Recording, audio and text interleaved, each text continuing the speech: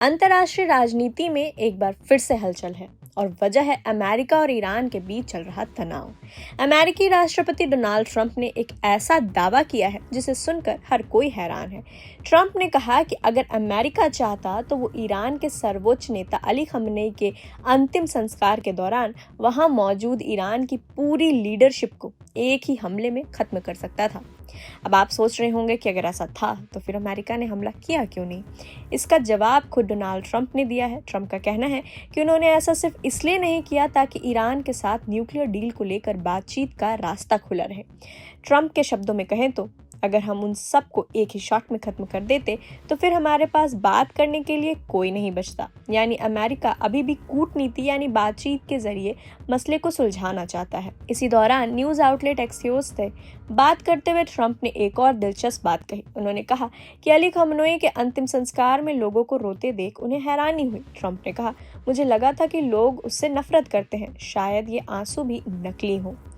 अब जरा दूसरी तरफ की तस्वीरें देखिए। ईरान के तेहरान में अली खamenei की अंतिम यात्रा 3 जुलाई से शुरू हो चुकी है, जो 9 जुलाई को उनके गृह नगर मशहद में दफन के बाद पूरी होगी।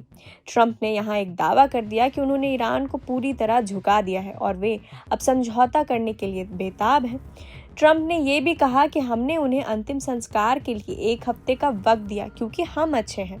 लेकिन ईरान भी चुप बैठने वालों में से नहीं है। अंतिम संस्कार की प्रक्रिया शुरू होने से पहले ही ईरान के सैन्य कमांडर अली अब्दुल्लाही ने अमेरिका और इजराइल को कड़ी चेतावनी दे दी है। उन्होंने साफ शब्दों में कहा, दुश्मन कोई गलत कदम उठाने की भूल ना करे।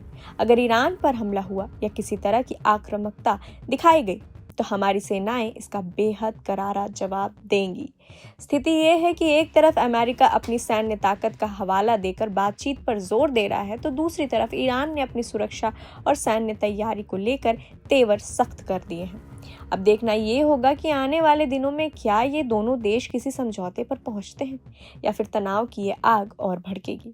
ये पूरा घटनाक्रम अमेरिका और ईरान के बीच के तनावपूर्ण रिश्तों की एक जटिल तस्वीर पेश करता है, जहां डोनाल्ड ट्रंप अपनी सैन्य श्रेष्ठता का दम भरते हुए न्यूक्लियर डील के लिए बातचीत का दरवाजा खुला रखना चाहते हैं, वहीं ईरान के सैन्य कमांडर किसी भी आक्रामकता का करारा जवाब देने की चेतावनी देकर अपने कड़े रुख पर कायम है। कुल मिलाकर एक और ट्रंप का ये दावा कि वो चाहते तो ईरान की पूरी लीडरशिप को खत्म कर सकते थे और दूसरी ओर ईरान का अपनी रक्षा के लिए तैयार रहना इस कूटनीतिक और सैन्य खींचतान को एक बेहद नाजुक मोड़ पर खड़ा कर चुकी है, जहां दुनिया की निगाहें इस बात पर टिकी हैं कि क्या ये टकराव अंततः बातचीत का रास्ता निकालेगा या स्थिति और गंभीर हो जाएगी। प्रभातखबर.com, विश्वास वही, रफ्तार नहीं।